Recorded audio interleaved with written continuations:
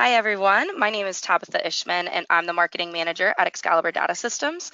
And I want to thank you all for joining us for the webinar today. We are going to be diving into a knowledge management playbook for Cherwell, CSM, getting from zero to success the easy way, brought to you from Excalibur Data Systems and our partner ComAround. ComAround is a global leader in the knowledge management space whose software seamlessly integrates into Cherwell. And us, as a boutique integrator of ITSM and enterprise service management solutions, are proud to be a partner of both Cherwell and ComAround. So just a few things before we go ahead and get started. I'm going to have Brent switch to the next slide.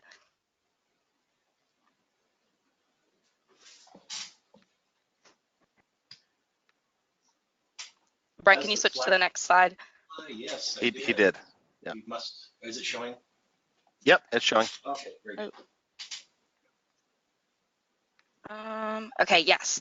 So this is going to be a live webinar today, and it is being recorded, and the follow-up emails afterwards will be sent with the recording attached. Your lines have been muted, and the questions will be answered after the presentation, but you can go ahead and submit your questions in the chat window below. So for the Cherwell conference recap, I'd like to introduce Senior Solution Architect Consultant and owner of Excalibur Data Systems, Mike Fuson. Hi, everyone. Glad you were able to join us today. It'll be exciting and fun. It's always fun talking about knowledge management and ComAround. So what Tabitha and Brent had asked me to talk about a little bit was kind of a recap of the Clear conference, which was just a few weeks ago. So we have some fun pictures to share with everyone. We were fortunate, along with ComAround, to have booths at this year's conference. And be able to meet and greet and kind of see everyone as they attended. Excalibur also hosted a special event on Tuesday evening at Dave & Buster's, kind of behind the hotel in the mall. And we had a lot of customers, friends, and acquaintances join us. We had some nice Tennessee barbecue, and everybody got to play games. I don't see the picture here of some of the folks in tears because they finally got the big claw grabber machine to grab the toy that they wanted. But it was a lot of fun. And of course, the Clear conferences are always a blast. There's so much to learn. This picture on the left-hand side, my little bald head is over there on the left-hand side, far right of the wonderful people that were part of a great panel led by Bill Poley from ComAround.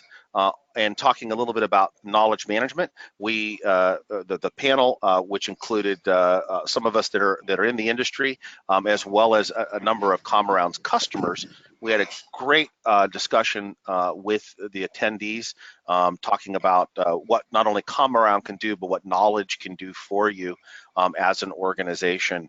Bill had some interactive poll questions while the presentation was going on, and it was kind of interesting to kind of see where everybody is in knowledge, and really the understanding that knowledge is power.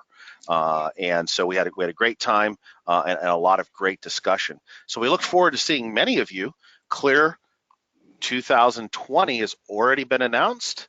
It is October 12th through the 15th in Aurora, Colorado, at the Gaylord Resort in Aurora, which is in Denver, technically, right near Denver International Airport. So it'll be a nice, easy place to get into and out of next year. And we're really looking forward to seeing all of you there.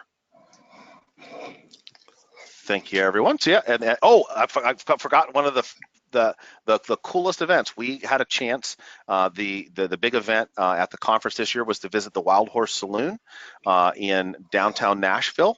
They had a live band who did everything from country to, for those of us that are old enough to remember, one of the highlights for me was I wasn't paying much attention to what was going on until I heard the guitar riff from Sweet Child of Mine. And then that made me look and see what the band was doing. Tabitha, of course, had no idea what I was talking about when I brought it up. but I'm sure she'll Google it. But it was a lot of fun. As you see, there's a whole bunch of folks out there. They taught line dancing. So what I found out is that if there are more than about 4 steps, I'm going to end up face planting into the floor. But I got out there and line danced with everyone. Everyone had a great time. It was a lot of fun. And many folks explored downtown Nashville afterwards because there's just so much going on in downtown Nashville. So it was an absolutely fantastic and fabulous event. And we're looking forward to seeing what they come up with for the 2020 Clear in Aurora. I'm imagining it might be something in downtown Denver, perhaps. But we shall see. So we hope to see you all there. Who I'd like to introduce is our featured presenter, Brent Kellogg. Brent is the Director of Sales and Business Development in North America for ComAround. An interesting fact that I learned about Brent at the conference is Brent is an avid interpretive ice climber. I'll let you guys chew on that while Brent kicks us off and we get to talk about the fun, gooey goodness that is ComAround. Well, thanks so much. Thanks so much, Mike, for the introduction there. And I'll spare everybody the details of my interpretive ice climbing career, but I just wanted to thank everyone for joining today. I think we've got some good topics to cover in terms of ComAround, the map integration we have with Cherwell, and really some best practices on really putting together a Cherwell playbook for knowledge management. A little bit on me. I've been in the knowledge management space, going back to 1998. So that's going to be, 21 years. So I've seen a lot of it.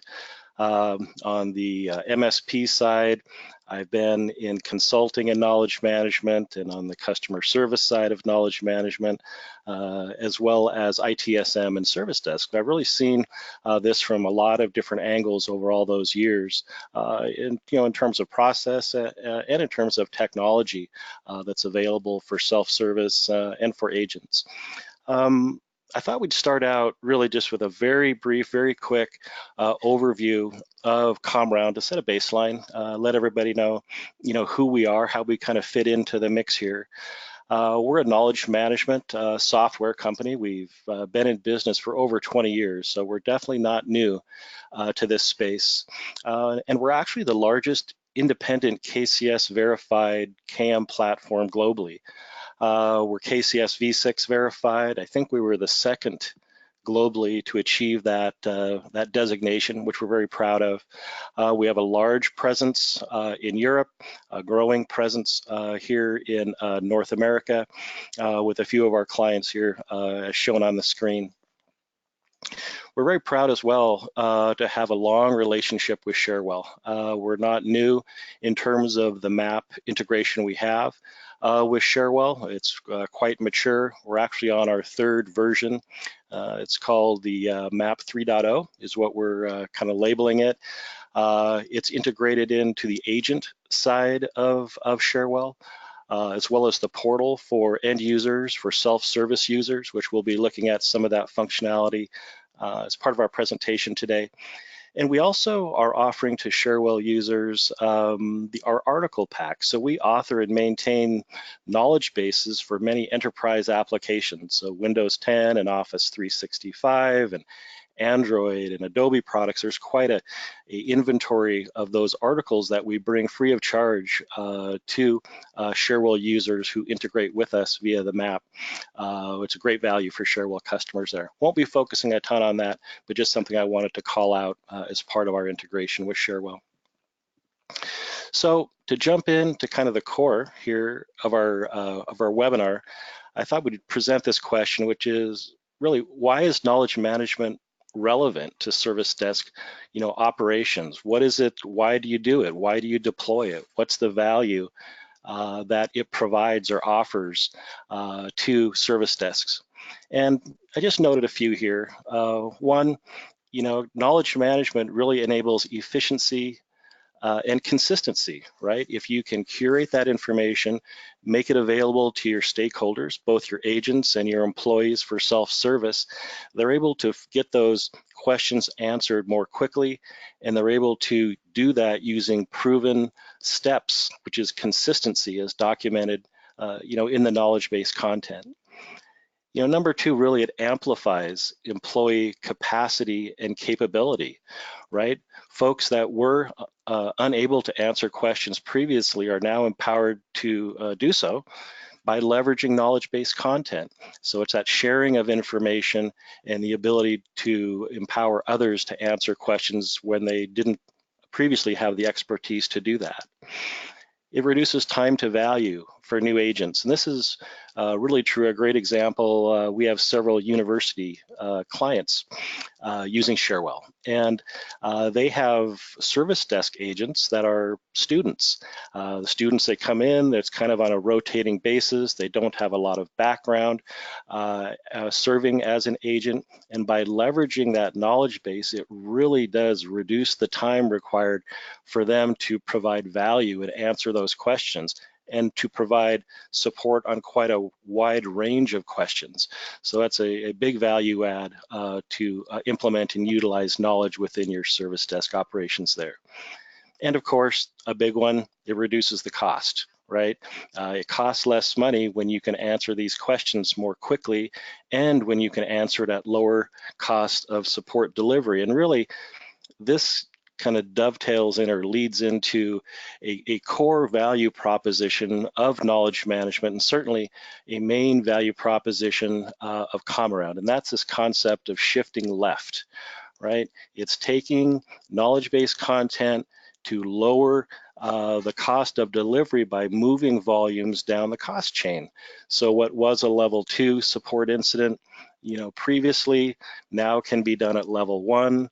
And level 1 issues can ultimately, in many cases, be moved down to level 0 being self-service support. And each time you make that shift down the cost chain, you're not only saving time in terms of how long it takes for the requester to get that information and to be able to move on with their job and move on with productive tasks for the company, but you're also lowering the cost of delivering that. So the cost goes down, the person asking the question gets back to their work more quickly, all by leveraging knowledge in this kind of a shift left paradigm. And from a cost perspective, here's some numbers. These are by MetricNet from 2017. I'm sure everyone will say, well, those don't match with our numbers, and these numbers will be, of course, all over the place for different organizations. But the theme here clearly is level 3 costs a lot more than level 2. Desktop support less, level 1, $22 here. I've heard metrics as low as $15 and as high as $30 for a level 1 incident. And then there's the little blue section down there in the bottom right, which is level 0. So level 0 in the context of Cherwell is self-service support, being provided through the portal. An employee coming in, searching for information, they find it, solve their problem using the knowledge base, and there's not enough space down there to put the number, but the numbers from MetricNet are $2, right? And I've heard it as low as $1 for self-service support. So the efficiencies through this shift left are huge, right? And so the opportunity for knowledge management is big. But then the question comes, but why do knowledge management initiatives, often fail to deliver? We see this all the time, and in talking to people, some enterprises and some companies are doing great with knowledge management. They're seeing the benefit, they're getting those deflections, they're getting the shift left to occur. But for many, they just aren't seeing these kinds of efficiencies materialize. And what are the reasons why they're struggling? What are the reasons why they're failing to achieve the business benefit of knowledge management in terms of ITSM? And there's a few candidates here. There's going to be many more than this, but here are just a few. They have immature KM processes. So some firms use something more formal like KCS. Others are using less formal processes. Some just aren't using any at all, but that lack of process to kind of govern the curation and measurement and management of the knowledge base definitely plays a role in the ROI and achieving ultimate benefit there. Lack of executive support. I mean, this isn't just for knowledge management or service desk, but it's across all parts of the enterprise. If there isn't executive support, it's harder to get traction and stickiness and momentum within any initiative. Misaligned KPIs. So are agents being measured in a way that aligns with their participation in using knowledge, in creating it and refining it? Agents are gonna act upon those things that they're being measured. And if they're being measured in a way that doesn't motivate them or encourage them to participate in the knowledge base, use the knowledge base and improve it, right? You're not gonna have the level of adoption that you are looking for. And then poor knowledge culture. It's this whole idea of shifting from subject matter experts that guard their subject matter expertise. They enjoy being the person that others come to ask questions, to being measured by sharing. How much information do I share and make it available to others and empower others? And I'm measured on the actions that I take to do that sharing. And then, of course, wrong technology. If you don't have the right, technical capabilities, it certainly is going to have a huge impact on your ability to, get the a level of adoption and the efficiencies that you're looking for. And it's true. All of these candidates, and there could be many others that we could go through. All of those candidates matter. But over the years, having been in this space and worked with so many different companies, I think there are some critical underpinnings. There are a few things that really need to be addressed in order to even get out the gate and start to achieve the types of adoption you're looking for. Because at the end of the day, it's about adoption. You have to present technology and an environment where there's a choice by your agents to use it. There's a choice by your employees in terms of self-service to engage and try and trust the self-service environment and adopt it long-term. And this whole idea, I think, of adoption can boil down to one kind of underlying theme, and that's ease of use. If a technology is hard to use, adoption will stall. And here's a great kind of a line: adoption stalls when knowledge management is perceived as hard to use and adding a layer of inefficiency, right? If it gets in the way, your employees are just going to resist embracing it and using it and making the cultural shift to incorporate it into how they do business day to day. And there's an interesting quote here. This quote was from the Service Desk Institute 2019 report, and it's ITSM tool usability was a #1 reported frustration among all recipients or all respondents for this report.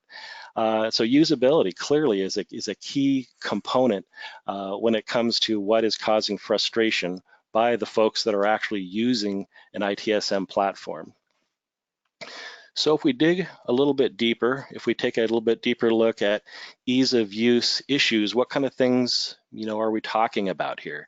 I think near the top of the list is authoring is cumbersome and slow.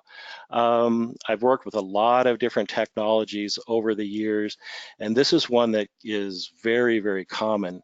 When you have your knowledge workers or your authors in there trying to create content, it's difficult and slow and cumbersome. It's hard. There may be a lot of bells and whistles and levers and capabilities, but they're hard to use. And what that translates into is a resistance to actively create and edit and improve the content. And it also translates into poor quality content being created, and that dovetails into something we'll talk about later, which is consumability. The next item here, it's very difficult and time consuming to locate. So even if you do have the right subject matter in the system and it's accurate, if your end users, both on the agent side and if your users on the self-service side, have a hard time efficiently locating that information to solve the problem at hand, they're going to resist. They're going to abandon. They're not going to trust the knowledge base, and they're going to make a call or submit a ticket and not utilize it, and that translates back into, low adoption. Another piece here is the consumability aspect of it. And so, one, the content has to exist. Two, the knowledge has to be findable. The next piece is understandable and consumable, presented in a way where the steps can efficiently be worked through, and you can solve your own problem. You can consume that information easily. It's like it's hard to read a very complex, like scientific book or something, a textbook, but if that same information is presented in an easy to understand way, that knowledge transfer is going to be much more effective. It's something similar here. And then lastly is, the usage data. This is something that is quite lacking in a lot of knowledge management platforms, the capture of usage and the ability to report on that, to have visibility into how that knowledge is being used that can feed an optimization cycle to improve that content over time. So if we take a look at then knowledge management adoption and success, kind of boiling this down to what are the three components? What are three things? And this isn't a comprehensive, list. There's more than three, but what are three very key things to focus in on to help achieve that adoption and that trust to get the ball rolling within your knowledge management operations? And I see them as findability, consumability, and ease of curation. They're kind of a triad, the three pillars that need to be addressed for anything else to really succeed. If you don't have these three, all the business process in the world is not going to help you get adoption, as an example. So in terms of findability, it often really translates into search. There are other ways to locate. You can, you can go through a taxonomy and folder structure and those things, but anymore, in this day and age, it really boils down to search, and it needs to be very accurate. It needs to be natural language and self-learning, and it definitely needs to understand intent, right? What is the intent of that string of words, and the ability to forgive spelling. If the search engine is not accurate and not forgiving, and people are not able to find what they're looking for, they're going to abandon. Anymore, people are so used to the power of good search through Google, as an example. They have high expectations, and they want that kind of experience, really to be emulated within a knowledge base that they have at work or through, B2C customer support or anywhere else. This next item is that consumability that we talked about. And so this is especially true on the self-service side. I think it applies to agents as well, but for sure on self-service. And there's a couple of gates that happen when somebody successfully finds a relevant article. The next gate they go through is the decision to engage. They look at the content and they make a decision as to whether it looks like something that it will answer their question. Does it look easy to understand? Does it look complete? Do they feel as though if they work through this, they're going to solve their problem? If they think it's poorly put together and not very consumable, they'll abandon and they'll go look for the phone number or submit a ticket. Once they do engage, it's working through it and having it be complete so that knowledge transfer actually occurs and they solve their problem, increasing the trust they have in the knowledge base and setting up future behavior for them to come back and leverage knowledge when they have their next problem. And that third piece is the authoring. It's the ease of curation. If it is hard for your knowledge workers and your agents to author good content and to edit and optimize that content over time, they're not going to produce the right content and they're not going to produce consumable content. And this definitely plugs into UFA, use it, flag it, fix it, add it, which is a KCS terminology, which is kind of the life cycle, the process for KCS operations of your agents using that content, flagging it when it has a problem, fixing it when they see an issue with it, and adding new content as new issues come into the service desk, based on an actual question being asked by your end user. And the ease of curation is going to go a long, long way to getting those folks to choose to do that authoring and editing in real time as part of their job. So when you have those pieces come together and augmented by solid data in terms of usage data, sentiment, information, feedback being provided by the different stakeholder groups that are using the knowledge base, you're then able to put together this feedback mechanism. So you're measuring what's going on, it's feeding back up to improve the content, improve the user experience, lower the amount of effort being required to effectively use the knowledge base. And by extension, it kind of comes full circle to what we were talking about here. It's shifting things left. So it's kind of dynamically shifting things left because you've improved that information within the system. And so in terms of your self-service users as one primary stakeholder group, and then your service desk agents as the other, when this all comes together, you start to put the basis in place for that KM adoption that we're looking for. So again, the business process and all those other things are definitely important and definitely part of a long-term strategy. But I think by focusing on these three things in the early stages, you're really going to get momentum in terms of adoption for your knowledge management program. So the next piece, I think we'll take kind of go down into a bit more granularity on each of these in terms of the findability and then consumability and then the ease of curation. So number one, findability, and this is aside from a solid search engine. It's breaking down knowledge silos, consolidating the right information into a single source of truth, into a single knowledge base that can be searched and provide returns.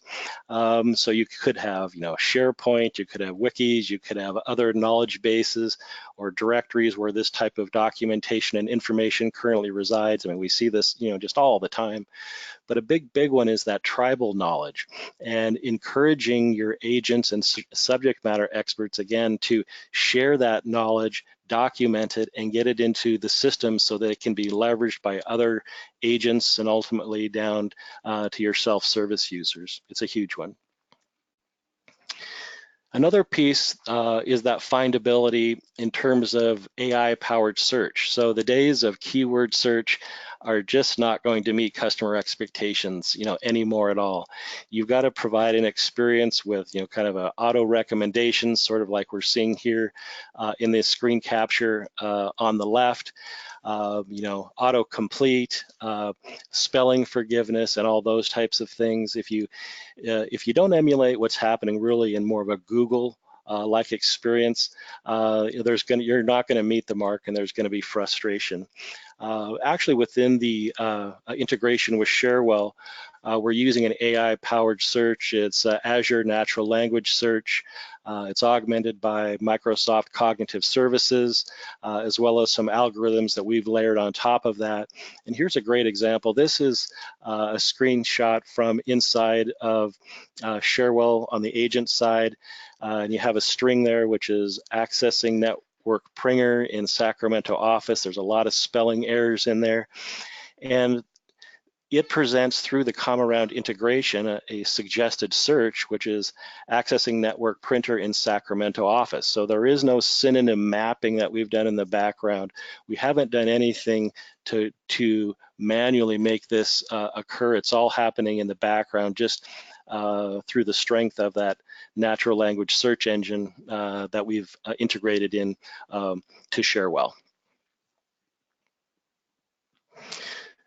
So in the next piece here, kind of transitioning over into that consumability portion. And there's just a couple of items, a lot of things you can do to enhance consumability of this information, but we'll touch on a couple here.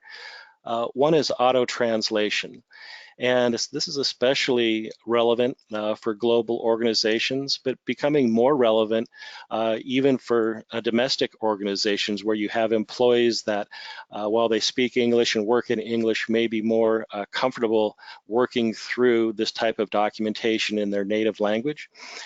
Through the integration, every article, the end user can translate it on the fly into over 100 languages. So it's a little simple example going on here to the right, but just through a mere click, the entire knowledge base article is localized in real time.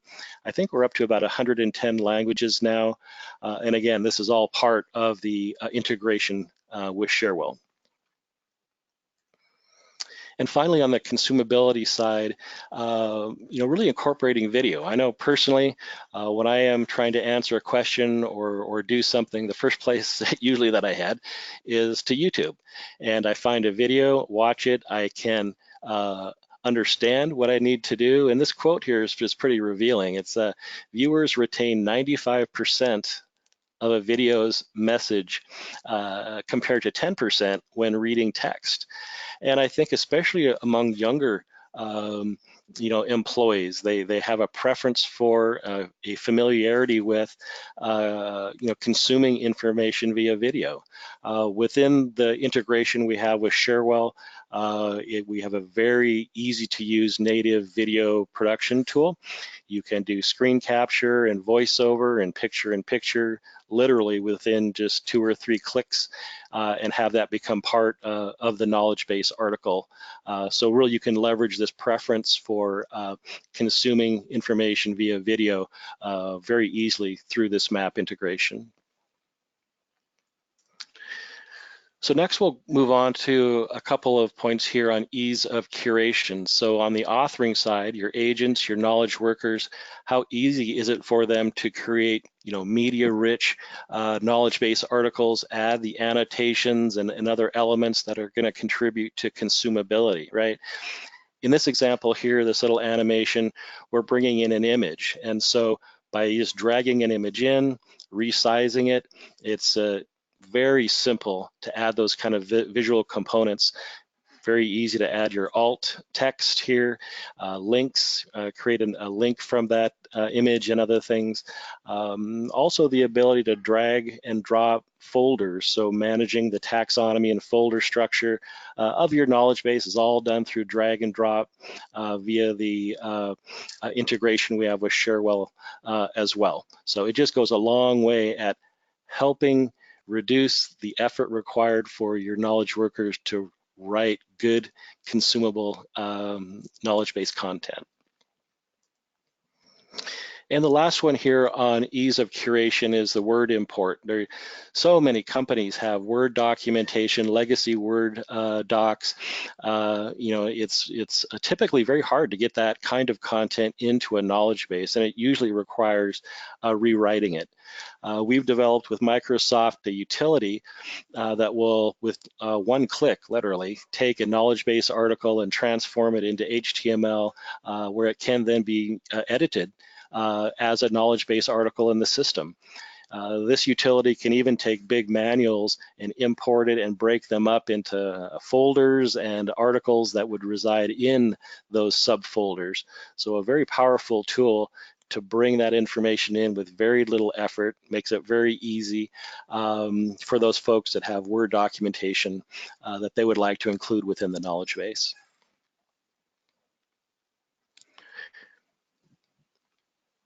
And lastly here on the ease of use, or the ease of curation, is a duplicate checking.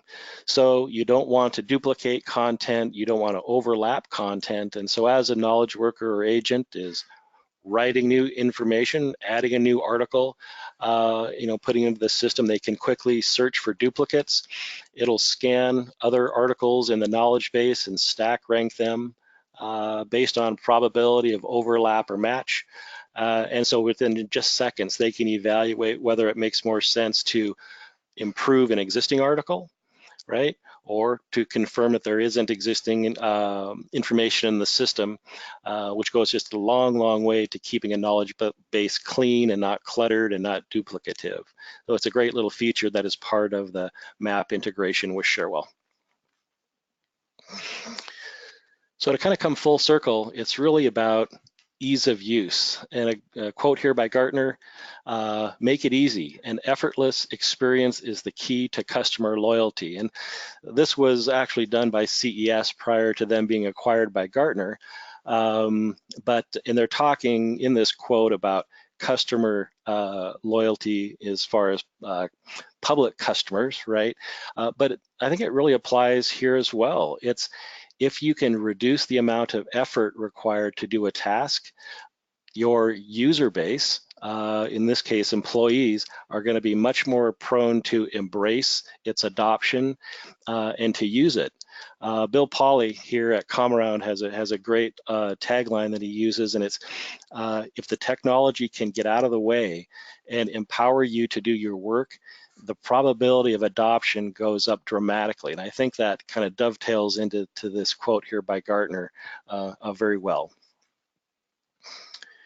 So in the next section, we're going to take a look at a few self-service adoption secrets. So just a couple of things in terms of promoting adoption, specifically on the self-service side. What are some things that over the years we have seen can play a real critical role in that socializing of the knowledge base, things that you can do to build trust and awareness in the knowledge base to help promote long-term adoption by your employees. And one of them certainly is ticket deflection. So there may be resistance for your employees, your end users, to go in and search the knowledge base directly, but they're familiar with creating a ticket. And so here within the portal side of Cherwell, our user has gone in and they have an issue with network printer installation. We've layered in a knowledge base search here, which is calling to the knowledge base using our AI-powered search. And then returning the results right inside of the portal interface. They can choose to review any of these articles, and if the article is successful in resolving their ticket, it actually is shown here on the right. Through the integration, we're generating a ticket number. We're showing that it was created and it was closed. So we have a ticket for tracking purposes, and we've linked the article that the end user used with the ticket. So we have that association between what was the question and what was the article that ultimately resolved it. As this is occurring, and if that information is both findable and consumable, like we talked about earlier, it's a good low effort experience. You're promoting trust in the knowledge base, and you're increasing the probability that when future questions come up, this employee's first stop is going to be the knowledge base to search there and try and resolve their own issue. Another one, and this is coming from the agent side of things. So when an agent is in working a ticket, they find knowledge base content that resolves or will resolve this topic, is to forward the link back to the person that asked the question, forward that link back directly.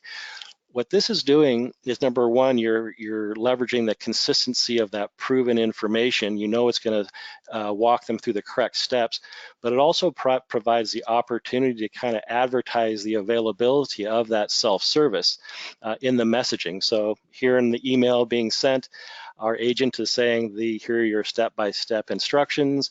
This article and many others are available 24 hours a day in the self-service portal.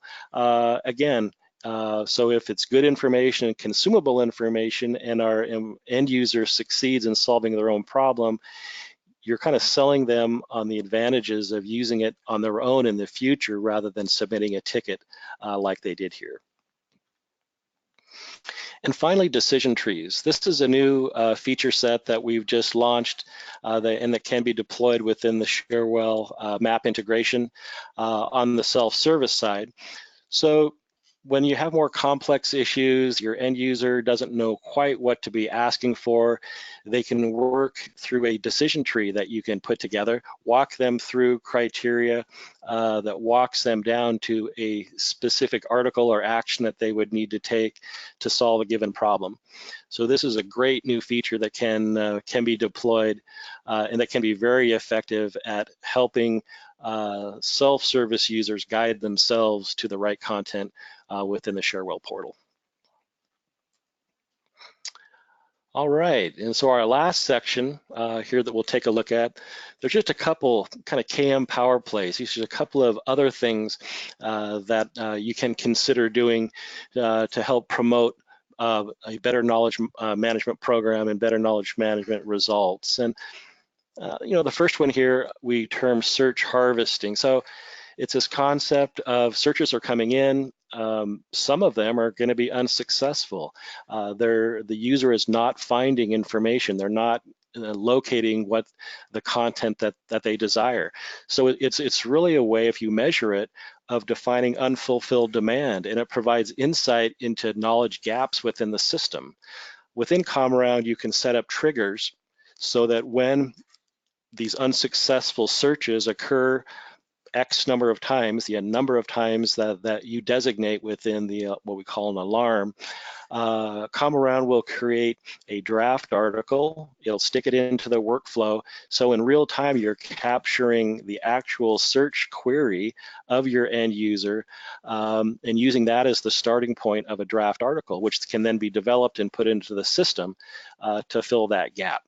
So it's kind of an advanced move, I guess, but it's something that we've seen has been very effective to leverage those unsuccessful searches to add content that's needed back into the knowledge base. And finally, journey capture. So this relates to on the self-service side, the portal side of Cherwell, an end user is in there, they're searching, they're viewing articles, they're looking for things, but they ultimately submit a ticket. So if we can capture all of that activity that's occurred on the agent or on the self-service side, roll that into the ticket itself and enable the agent to get a summary of that, it provides more information for that agent. They know what happened in self-service. They know what didn't work. They know what was searched for and what articles were viewed. And it sets them up to answer that question really with greater confidence and not recommending an article back to that end user that they may have already viewed, right? And so it's a feature that's been integrated and made available through the map. It's through this custom tab, their ComAround results, which we think is a great addition to help your agents be more efficient and provide a better customer experience. So with that, we're at the end of the main part of the webinar here. So just to kind of, I think, wrap some of this up, achieving KM adoption by making it easy, and that is the big thing. Easy equals adoption. By the powerful and forgiving search to save time and generate trust. The easy to use knowledge editor to promote the good authoring habits, which translates into consumable information being created. Video content. People love it, it's easy to add them, and so leverage video content to promote that adoption. That ticket deflection we looked at within the ticket submission sequence, the auto translation to provide the ability to consume that information in the language of choice, all automatically, and then all the wealth of data that comes with this. We didn't really get into the data on the ComAround side, but we collect every click and view and visit, and the amount of information that we aggregate associated with usage is huge. We have a lot of very good in-product reports and also the ability to plug in through what we call our Insight connector, where you can plug into the database directly, utilize your own Tableau or Power BI, generate all the reports you want on your own, aggregate that usage data with other enterprise information. So from an analytics perspective, there's just a wealth of data to be used to understand what's going on within your knowledge management environment. And then finally, the article packs, the tens of thousands of articles that we provide to Cherwell customers free of charge to kind of jumpstart your knowledge base for the Windows 10, Office 365, and many other enterprise apps, all included with subscription to the map and ComAround for Cherwell customers. So that's what I had for today, Tabitha. Happy to answer any questions if any have come in. Yeah, okay, so we're gonna go ahead, and I think a good segue would just to dive more into the reporting options that you do have. I know that that was something you were just talking about. We did have a question come in about their company being big on data and reporting, and what are the reporting options that ComAround offers? Yeah, so we have in-product reports are all driven by Power BI. They're all click to detail, so you can click within the UI of the reports to go deeper and deeper into a narrower view of that data. They all have customizable date ranges, so you can select what date range you want to view that data in. We have a basic set of reports on things like views and searches and so forth. We also have a professional series of reports that we've just launched here recently that provides a lot more visibility into authoring of the content, the knowledge states that the content is in terms of authoring, kind of a knowledge worker dashboard. As well as like geolocation. You can actually report on the different locations internationally or domestically of where support incidents are coming into. So we'd be happy to provide anybody who's interested with a demo of the map and the reporting. But then that third piece is what we call that insight connector. I touched on it. It's the ability to plug in through OLAP cubes right into our database so you can build all the reports you want on your own. Which is exciting new reporting capability that we just launched over the summer. Okay, awesome. The next question that we had come in was that their company already has knowledge base articles in Cherwell. So how do they get those migrated over to ComAround? Yeah, this is actually Excalibur has played a big role in doing some of this, and we've done this many times. Even did it for Cherwell themselves. I don't know how many people know, but Cherwell's global support is now using ComAround and has it integrated into Cherwell. And they had a lot of knowledge-based content within Cherwell, and so it just was scripted into the ComAround knowledge base, and pretty painless, pretty clean. And that was done by Mike Fuson and Jeff Jones and some of the guys on the Excalibur team. So Excalibur definitely has the expertise to very efficiently migrate that content in. Okay, and then the next question is that what search engine does ComAround use in the Cherwell integration, and how is it different than the standard Cherwell search? Yeah, so the Cherwell search, the search that they have had is really much more of a keyword search. We're using actually Azure. It's Microsoft Azure natural language search. It has the Microsoft Cognitive Services built into that as well. And really what that does is it understands language as it's written, right? It's natural language. It understands the intent of what those words mean when strung together, and it's able to forgive and interpret the spelling errors, or one word may really mean another word, that kind of a thing.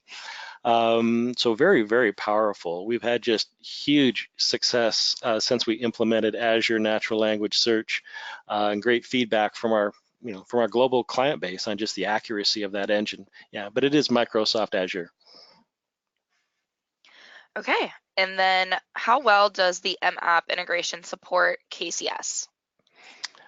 Yeah, it's actually KCS version 6. When we went through the certification to get version 6, certified, we did that actually using the Cherwell integration. So the Cherwell was the ticketing side of it. We were the knowledge base side, and it's fully KCS version 6 compliant. So if you're a KCS shop today, or if you're looking at pursuing KCS downstream, it's fully KCS v6 compliant. Well, I think that kind of makes sense to move into this next question then, and So how much does the... Sorry. Yep. I was going to say I Nope. wanted to expand on something what Brent was talking about. When you're looking at some of the KCS practices, so your AQI and your other practices, those are actually built into ComAround to manage the KCS practices as it relates to managing the articles. So the map itself provides the integration for the lookups and the searching, and even from ComAround's perspective, for those of you that are familiar with the Cherwell knowledge search in the portal, if they say this didn't solve my problem, it can also create incidents within Cherwell as well. That integration goes pretty deep, but the KCS portion of those practices would actually be managed within ComAround itself. At least that's what we do. So go ahead with the next question. Oh, thank you, Mike. So the next question that did come in was, how much does the MAP cost?